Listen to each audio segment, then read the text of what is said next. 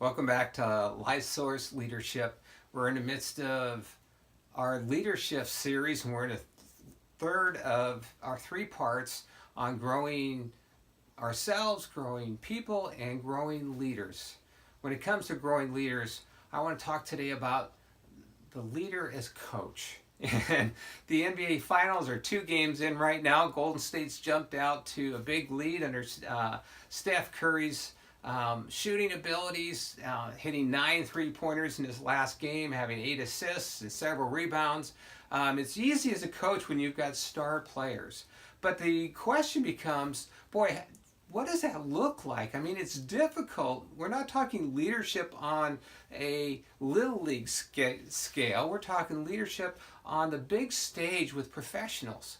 How do we, within our organizations, where do we look to for an example of how to lend that kind of leadership? Most of us understand leadership as education and indoctrination, helping people come into the organization, understand the vision and our values and how to live that out. We understand not only teaching as a leader, but we understand equipping as a mentor and developing people and equipping them.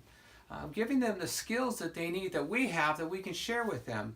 But what does it look like when you've got people that have great skills, great capacities already developed? How do you bring them together to live out their potential, contribute to the mission of the organization, collaborate with other team members to bring about the fullest potential, the fullest accomplishment, and the greatest good of whatever that organization or team's mission and purpose is?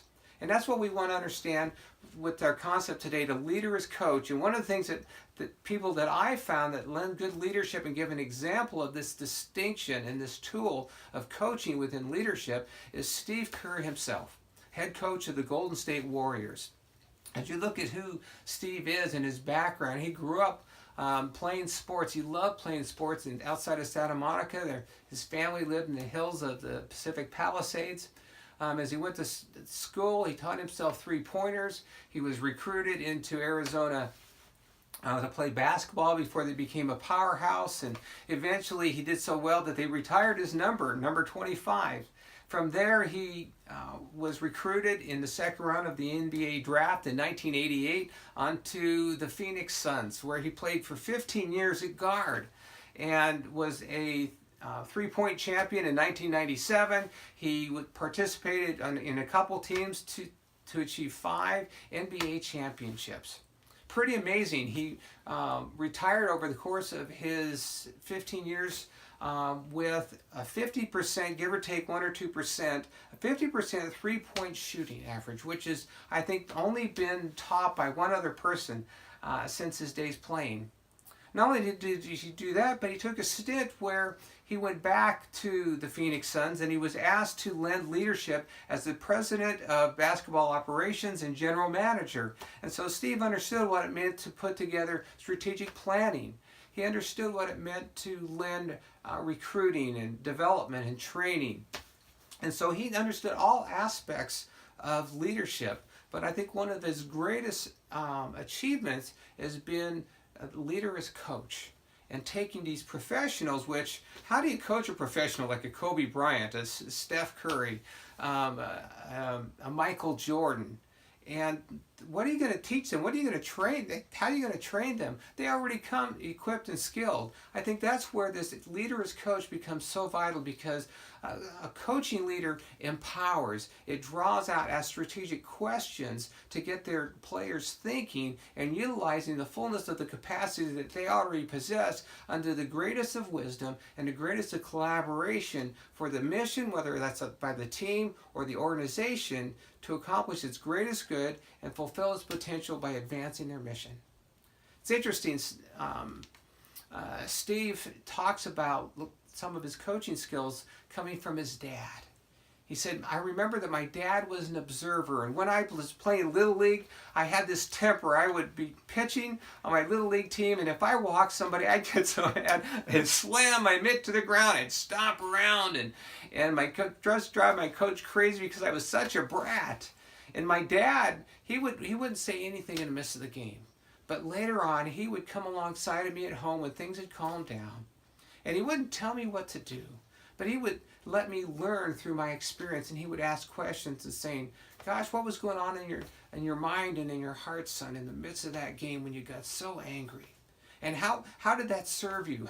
How did you pitch after you got done being that angry? And how did that inhibit you or enhance your leadership there? And then he would come alongside and he'd ask those questions and he'd allow me to reflect and to learn. And then from that, put together a plan of action to say, what do I want to do the next time I find myself in that situation? You see, that's the distinction of leader as coach, where we come alongside and we empower rather than educate or equip, but to just draw out and inspire the best of that person, of that athlete, of that leader within our organization, or those emerging leaders that we've already spent time grooming them and growing them, and now we need to empower them to lend that leadership and inspire them from the inside out intrinsically, rather than using extrinsic direction or decisions or doing alongside of them. Looking back, Steve said, I think my dad was a huge influence on me, and especially within my coaching. My desire is for who you are. If you don't already have some coaching skills and experience, and you'd like to have some of that, boy, we here at LifeSource Leadership would love to come alongside of you. Even this last week, we had a webinar called The Leader is Learner. And part of the reason we did that, because as I learned how to lead myself and grow the observer that I am, just as Steve said, my dad was an observer, we can lend that same kind of leadership from ourselves into those emerging leaders that we have within our organization.